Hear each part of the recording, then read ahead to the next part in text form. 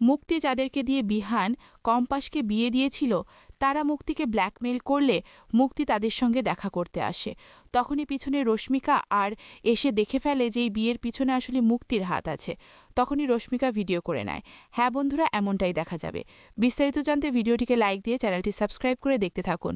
গল্পের শুরুতেই দেখা যাবে কম্পাস হসপিটাল থেকে মাকে নিয়ে হসপিটালের পিছন গেটে বের হয়ে গেলে তখনই ডিকের অ্যাসিস্ট্যান্ট এসে কম্পাসকে দেখতে খুঁজে থাকে। তখনই নার্স ওয়ার্ড বয়কে জিজ্ঞাসা করে যে এখানে কোনো মেয়েকে দেখেছে কিনা হুইল চেয়ারে কাউকে নিয়ে যেতে। তখনই দেখা যায় তারা বলে হ্যাঁ, তারা চলে গেছে।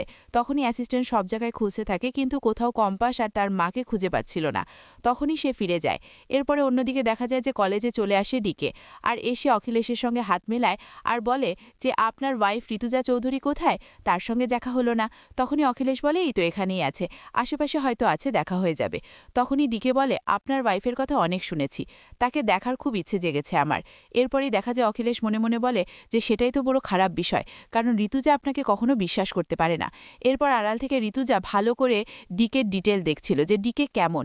এরপরে দেখা যায় যে ডিকে যখন অখিলেশের সঙ্গে কথায় ব্যস্ত ছিল তখন ডিকে সবকিছু ভিডিও করে আর সেটা কম্পাসকে পাঠিয়ে দেয়।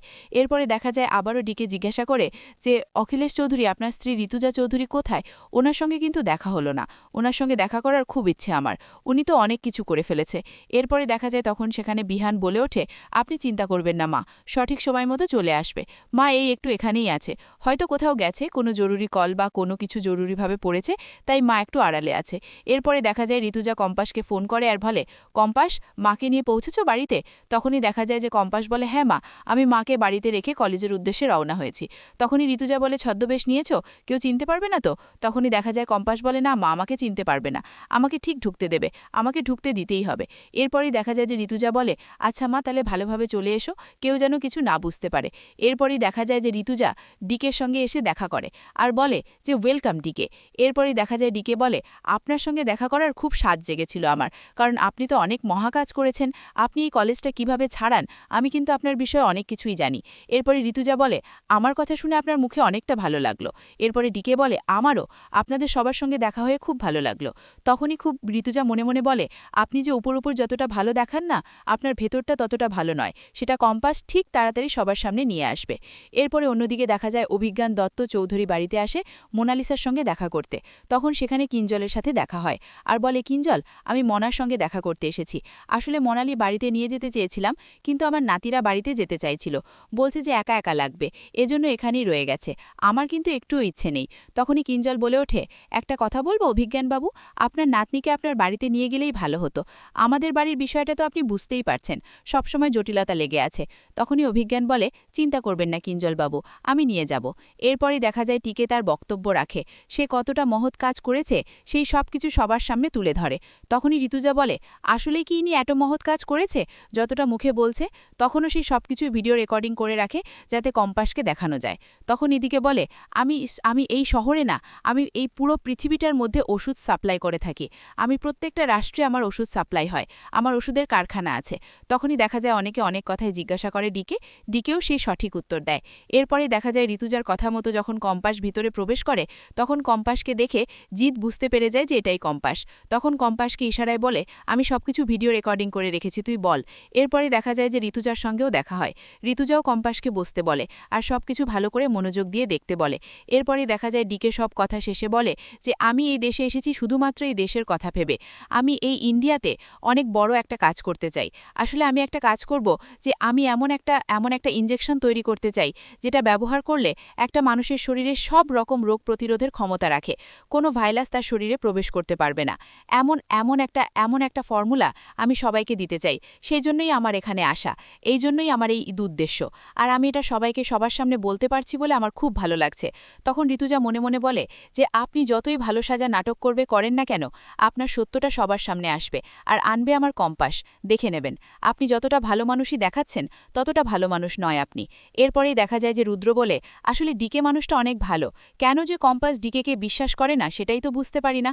এরপরে ঋতুজা বলে, আপনার কথা অনেক ভালো লাগলো। এরপরে সবাই ডিকের কথা শুনে হাততালি দিতে থাকে। এরপরেই দেখা যায় অন্যদিকে কম্পাসের মা খুব ভয় পেয়ে থাকে। তখনই দেখা যায় যে অভিজিৎ ভূমি বলে যে, কি হয়েছে রঞ্জলি, তুমি এভাবে রিয়্যাক্ট করছো কেন? কি হয়েছে আমাকে বলো, তোমার কোথায় সমস্যা হচ্ছে, তুমি আমাকে বলতে পারো। তখনই দেখা যায় যে মেঘমালা বলে, হ্যাঁ কাকিমা, আমাকে বলতে পারেন কি হয়েছে? আমি কম্পাসকে ফোন করব। কম্পাসকে তো এখন ফোন করা যাবে না, কম্পাস তো এখন কলেজে আছে, ওখানে ডিকে আসছে। তখন আরও ভয় পেয়ে যায় রঞ্জনা আর কাঁপতে থাকে। তখনই দেখা যায় যে বুঝতে পেরে যায় অভিজিৎ ভূমি। এরপরে দেখা যায় অভিজিৎ ভূমি মেঘমালাকে বলে, মেঘমালা, তুমি এখন বাড়িতে চলে যাও, এখানে থেকো না, অনেকটা দেরি হয়ে গেছে। ও বাড়ির সবাই তো আজকে কলেজে আছে, তুমি যাও, আমি এদিকে সামলাতে পারবো, আর সমস্যা হলে আমি ফোন করে নেব। এরপরে মেঘমালা বলে, আচ্ছা কাকু, আমি চলে যাচ্ছি, কোনো সমস্যা হলে আমাকে ফোন করে জানাবেন কিন্তু, না হলে কম্পাস আবার আমাকে বকবে। এরপরে অভিজিৎ ভূমি বলে, কোনো সমস্যা নেই মেঘমালা মা, তুমি যাও। এরপরেই দেখা যায় যে অভিজিৎ ভূমি রঞ্জনাকে বলে, কি হয়েছে, তুমি কি ভয় পাচ্ছ? তুমি হসপিটালে কাকে দেখেছ? আমাকে বলো, কি হয়েছিল হসপিটালে? তখনই রঞ্জনা আমতা আমতা করে বলে যে, আমি হসপিটালের ডিকে দেখেছি। তখনই দেখা যায় যে অভিজিৎ ভূমি চমকে যায় আর বলে, রঞ্জনা, কি বলছো তুমি? তখনই রঞ্জনা কান্না করতে থাকে। তখনই দেখা যায় অভিজিৎ ভূমি বলে ওঠে, আমি বুঝতে পারছি যে তুমি ডিকে দেখে খুব কষ্ট পাচ্ছ, কারণ তুমি বুঝতে পারছো যে ডিকের মেয়ে হলো কম্পাস, এটা জেনেই তোমার খুব ভয় করছে। তখনই রঞ্জনা বলে ওঠে, এ কথা বলো না কম্পাস, তোমার মেয়ে, তোমার। তখনই দেখা যায় অভিজিৎ ভূমি বলে ওঠে, হ্যাঁ আমরা সেটাই জানবো, সবাইকে সেটাই জানাবো। এরপরই দেখা যায় অন্যদিকে ডিকে তার অ্যাসিস্ট্যান্টকে বলে যে, কম্পাসের মায়ের কোনো খবর পাওয়া গেল?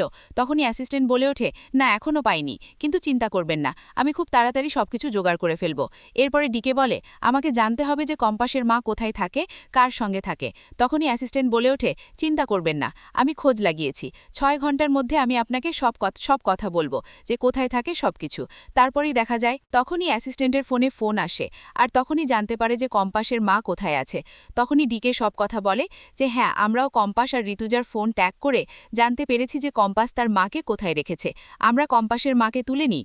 তখনই ডিকে বলে, না, কম্পাসের মাকে তুলতে হবে না, আমি কথা তোমাকে বলিনি, আমি বলেছি যে ওর সঙ্গে আমার অনেক হিসেব নিকেশ বাকি আছে, ওর সঙ্গে আমাকে দেখা করতে হবে, ওকে ওর সামনাসামনি ওর সাথে কথা বলতে হবে, ওর সঙ্গে আমার অনেক জরুরি কথা আছে।